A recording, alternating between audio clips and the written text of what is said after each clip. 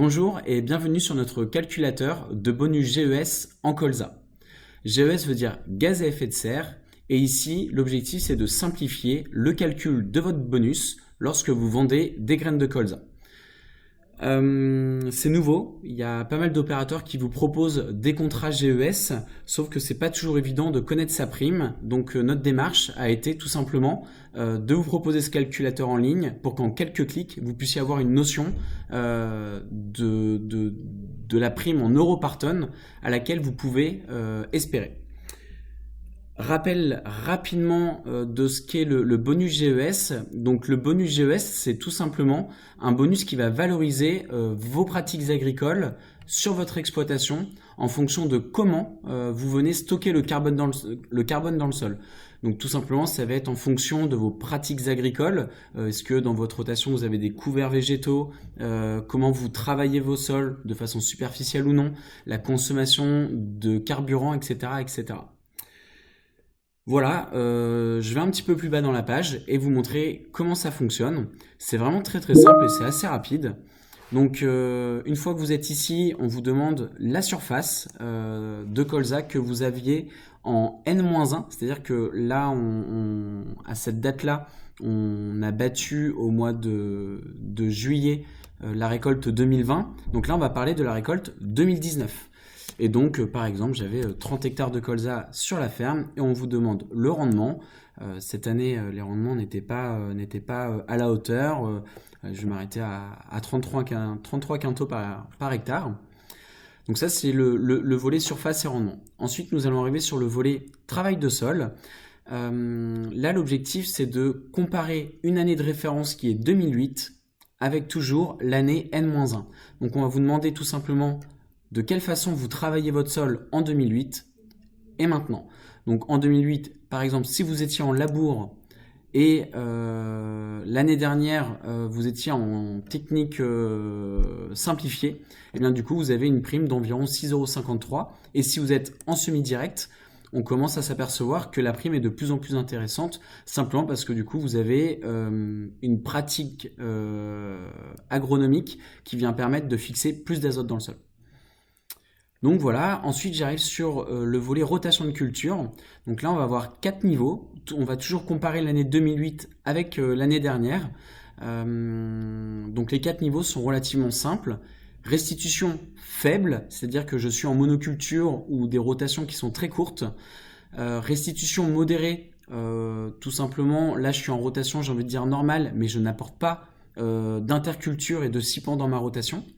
Et après, restitution importante, alors là du coup c'est j'ai des scipan dans mes rotations et en plus de ça j'apporte de la matière organique de type fumier, compost, etc. Et ensuite c'est restitution importante mais sans apport de matière organique. Donc tout simplement en 2008, quelle était votre pratique culturelle? Donc là je sais pas, mais par exemple je vais me mettre en modéré. Si en 2008 vous ne connaissiez pas votre pratique culturelle parce que vous venez de reprendre la ferme ou quoi que ce soit, restez sur une restitution modérée, c'est ce qu'on vous conseille. Et ensuite aujourd'hui par exemple, si j'ai une rotation avec des couverts végétaux mais sans matière organique, et bien du coup on va commencer à voir se dessiner une amélioration du coup de restitution du carbone dans le sol qui peut être rémunérée par la prime GES et là notamment à 2,59 € de la tonne. Ensuite, il y a différents volets comme les semences de colza. Quelle est votre densité de semis? Donc là, par exemple, j'ai mis 3 kg hectare. Souvent, on est un petit peu en dessous. On est plutôt autour de 2,5 kg. Alors, je sais bien, souvent, on a plutôt tendance à raisonner en nombre de doses. Là, on vous demande bien des kilos par hectare. Ensuite, on va aller sur le volet énergie. Donc, on va vous demander votre consommation. Alors, c'est pas évident de connaître sa consommation sur la parcelle de colza parce que souvent, on connaît pourquoi pas ce qu'on a consommé sur toute la ferme. Donc, ramener juste à la surface de colza, c'est pas évident. Alors, faut savoir qu'il y a une référence qui est 68 litres par hectare.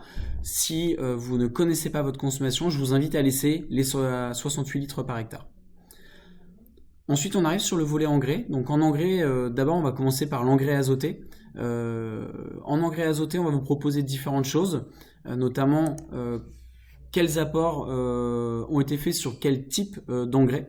Donc on va avoir la solution azotée, l'ammonitrate, l'urée, d'autres types, et également les matières organiques comme de l'apport, c'est ce que je disais tout à l'heure, de compost, de fumier, de fiente, etc., etc. Donc là, on va parler en kilos d'azote apportés par hectare. Moi, je vais partir du principe que j'ai fait que de la solution azotée et j'ai apporté 180 unités par hectare.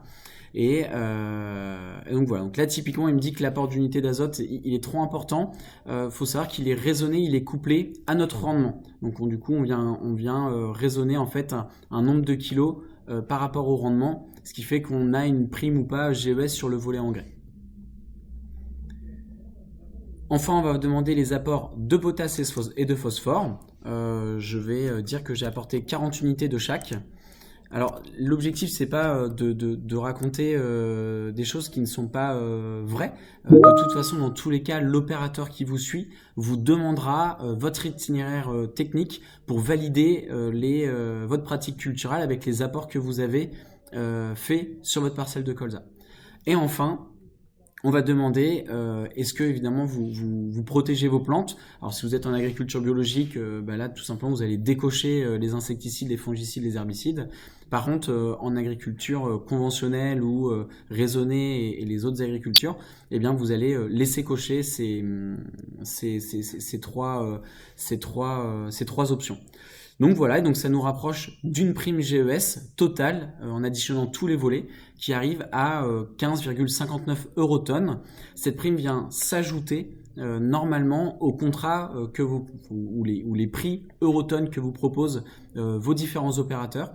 Alors attention, c'est une valeur qui est approximative. C'est un calculateur que nous avons fait en propre. Il peut être différent des autres calculateurs qui peuvent exister chez vos opérateurs.